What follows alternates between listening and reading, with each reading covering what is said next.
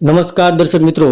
અમરેલીની અંદર ભારતીય જનતા પાર્ટીમાં આંતરિક વિખવાદ સામે આવ્યો છે, જેમાં અમરેલી લોકસભાના ભારતીય જનતા પાર્ટીના પૂર્વ સાંસદ નારણભાઈ કાછડિયાએ ભારતીય જનતા પાર્ટીની મોટી નેતાગીરી ઉપર બળાપો કાઢતા જણાવ્યું હતું કે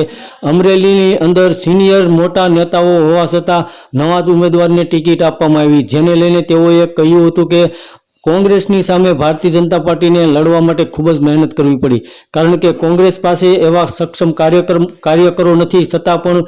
કોંગ્રેસની સામે ભારતીય જનતા પાર્ટીને લોકસભાની ચૂંટણી અંદર ખૂબ જ મહેનત કરવી પડી, કારણ કે નવા ઉમેદવારને હિસાબે આ મહેનત કરવી પડી હતી. અને ભારતીય જનતા પાર્ટીની નેતાગીરી ઉપર તેમણે જણાવ્યું હતું કે હાલમાં ભાજપની અંદર ભરતી મેળો ચાલી રહ્યો છે, જેમાં બહારથી આવેલા ઉમેદવારને સવારમાં પાર્ટીની અંદર સામેલ કરવામાં આવે છે, બપોરે ખેસ પહેરવામાં આવે છે અને સાંજે તેમને કોઈ પણ પદ સારું એવું આપી દેવામાં આવે છે, જેને લઈને અમરેલીની લોકસભામાં નારણભાઈ કાછડિયા ભારતીય જનતા પાર્ટીની